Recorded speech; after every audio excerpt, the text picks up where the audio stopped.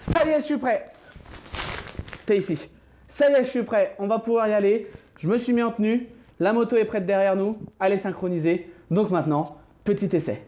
Allez, c'est parti. Ah, la batterie, elle est un peu fatiguée. Elle n'a pas vraiment aimé la synchro d'hier.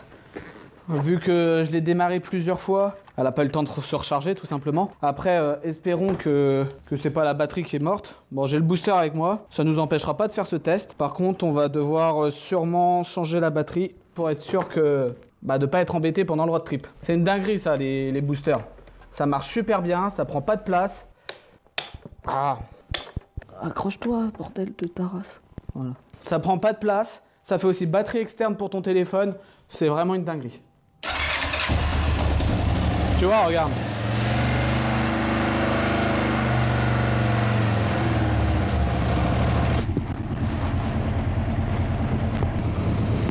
Hop. Les petites lunettes quand même. J'espère qu'il va pas prendre trop le vent. Parce que là, il me dérange pas du tout, mais j'ai peur pour le vent. Donc on va tester. De toute façon, il faut bien tester. Si on le fait pas, on saura pas. Yep. Bon, alors déjà, vous avez vu, je suis déjà sur la pointe des pieds. Donc les rehausses, ça sera pas pour tout de suite. Hein.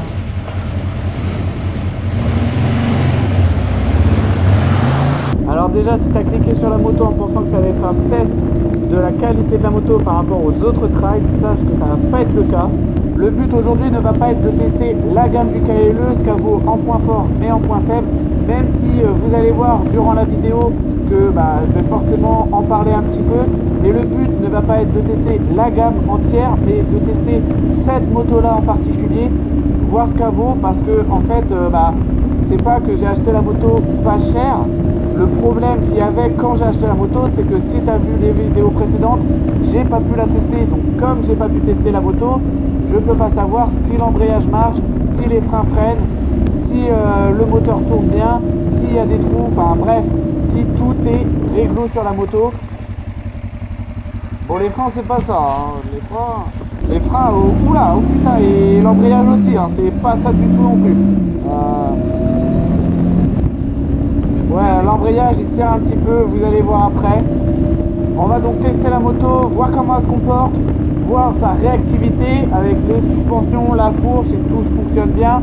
L'embrayage en question, les freins, bref, on va essayer de déterminer le moindre problème. Parce que bon, c'est pas quand on sera dans les Pyrénées ou dans les Alpes ou pourquoi pas en Afrique, je sais pas encore où va nous emmener la moto, mais ça sera pas quand on sera pendant le road trip qu'il faudra s'inquiéter de la fiabilité de la moto. Donc autant la tester aujourd'hui, autant voir tous les problèmes maintenant, qu'on puisse les régler tranquillement dans l'atelier et ensuite on pourra let's go, partir serein et fiable sur nos road trips. On teste la moto.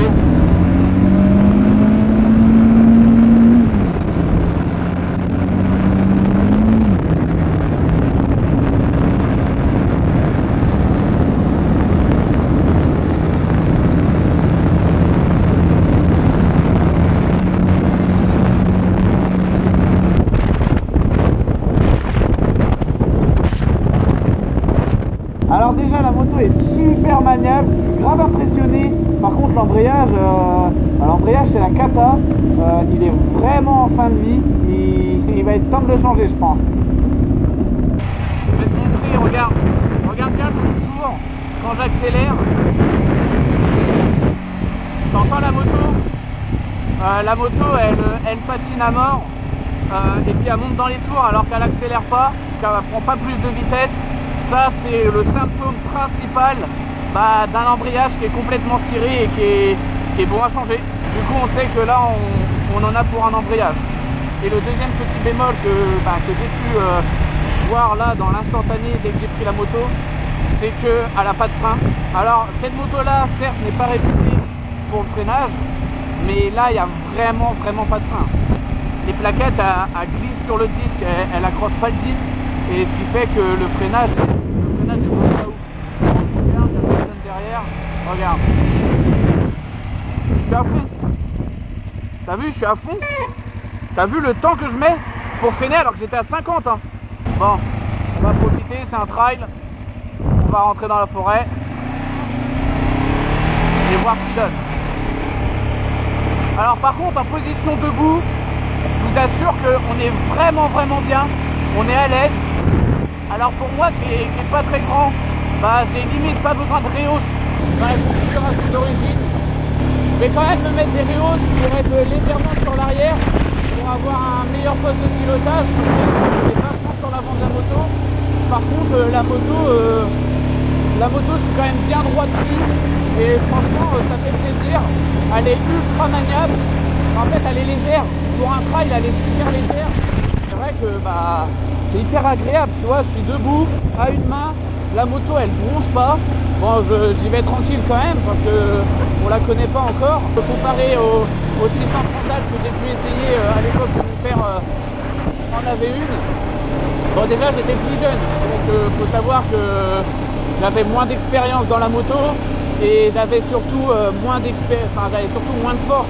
Je devais avoir 16-17 piges quand je l'ai essayé. Et du coup ça me paraissait ultra lourd par rapport à la 125 cross que je roulais d'époque. Mais par contre franchement putain elle est tellement équilibrée. On lâche les mains, regarde, je suis dans un chemin, je lâche les mains et la moto elle ne bouge pas, elle ne bronche pas, c'est vraiment une dinguerie. Alors on voit pas bien, regardez-moi cette belle forêt, des forêts de pins comme ça, c'est incroyable, je trouve ça tellement joli. Un peu dans l'univers, tu vois, Harry Potter, dans l'univers Harry Potter, un peu fantastique, tu vois, tu t'imagines des loups-garous au loin. Bon, je vais peut-être un peu loin, mais franchement, c'est juste trop beau. Ah, j'ai bien envie d'aller par là, mais pas avec la moto dans cet état-là. Si l'embrayage il nous pète, dans la côte là-bas, moyen. Donc, bon, on va continuer, on va rester sur les routes principales.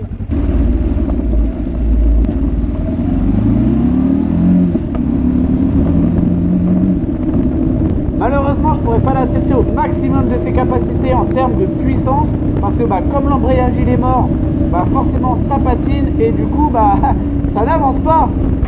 Et en départ arrêté, tu l'as vu, c'est la même chose. Je peux pas me permettre de te faire une accélération pleine bourre et de risquer de me planter parce que j'ai pas de frein. Enfin là je te montre l'embrayage, parce que j'ai pas de frein. Donc franchement le but c'est pas de prendre des risques, c'est quand même de se faire kiffer. Là c'est d'essayer la moto et voilà, donc regardez la fourche elle a l'air de bien faire son taf. En plus de ça je peux la durcir là en pneumatique, donc c'est vrai que c'est quand même pas mal. Niveau conduite, niveau pilotage, niveau confort, rien à dire sur la moto, hormis que pour le prix, je sais pas si tu peux avoir mieux vraiment.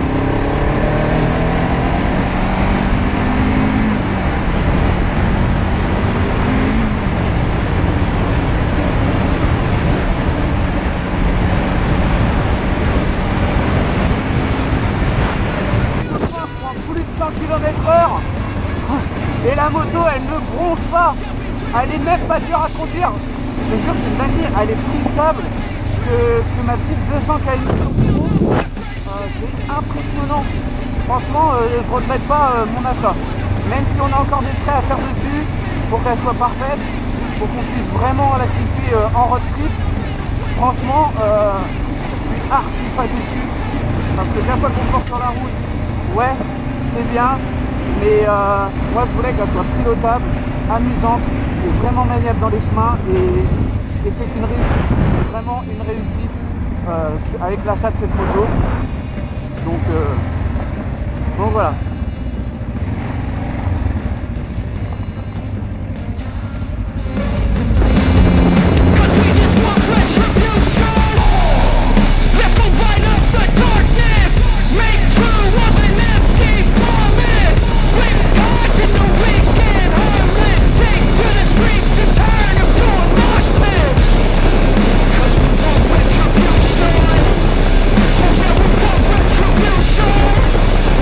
Tell me